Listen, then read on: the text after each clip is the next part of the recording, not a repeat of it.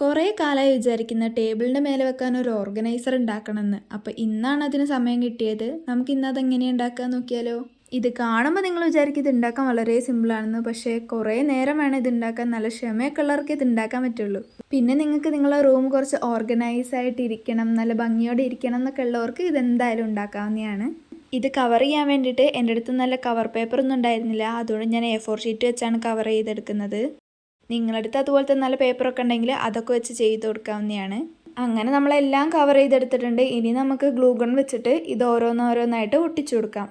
പിന്നെ നിങ്ങൾക്കും ഇതുപോലത്തെ ഇൻട്രസ്റ്റിംഗ് ആയിട്ടുള്ള ഓർഗനൈസറൊക്കെ ഇഷ്ടമാണോ ഇല്ല എന്നൊക്കെ കമൻറ്റ് ചെയ്യണേ. പിന്നെ നിങ്ങൾ ഈ ഗ്ലൂ ഗൺ യൂസ് ചെയ്യുമ്പോൾ കൈയൊക്കെ പൊള്ളാതെ സൂക്ഷിക്കണം. എൻ്റെ കൈ ഇപ്പോൾ എത്ര വട്ടം പൊള്ളിയെന്ന് എനിക്ക് തന്നെ അറിയില്ല. ഗ്ലൂ ഗൺ ഇല്ലെങ്കിൽ നമുക്ക് ഫെവിക്കോളൊക്കെ ഉപയോഗിച്ചാൽ മതി. പക്ഷെ അത് ഒട്ടിക്കിട്ടാൻ കുറച്ച് സമയം വേണം. എളുപ്പപ്പണിക്കാണ് നമ്മളെല്ലാവരും ഗ്ലൂ ഗൺ യൂസ് ചെയ്യുന്നത്. അതാകുമ്പോൾ പെട്ടെന്ന് ഒട്ടിക്കിട്ടും. അങ്ങനെ നമ്മുടെ ഓർഗനൈസറിൻ്റെ പരിപാടിയുടെ ഏകദേശമൊക്കെ റെഡി ആയിട്ടുണ്ട്. ഇനി നമുക്ക് അതിൻ്റെ അകത്തേക്ക് നമുക്ക് വേണ്ട സംഭവങ്ങളൊക്കെ വെച്ചെടുക്കാം. ആദ്യം തന്നെ ബുക്കാണ് വെച്ചുകൊടുക്കുന്നത്. നമ്മൾ ബുക്ക് വായിക്കാറില്ലെങ്കിലും ഇതൊക്കെ ഒരു രസമല്ലേ, നമുക്ക് അതിൽ വെച്ചെടുക്കാം. പിന്നെ കുറേ സ്കെച്ചും അങ്ങനെ അല്ലറ ചില്ലറ കാര്യങ്ങളൊക്കെ വെച്ചെടുത്തിട്ടുണ്ട്. പിന്നെ നിങ്ങൾക്ക് ഈ ചാനൽ ഇഷ്ടപ്പെടുകയാണെങ്കിൽ ലൈക്കും ഷെയറും സബ്സ്ക്രൈബും കമൻറ്റും ഒക്കെ ചെയ്ത് സപ്പോർട്ട് ചെയ്യണേ.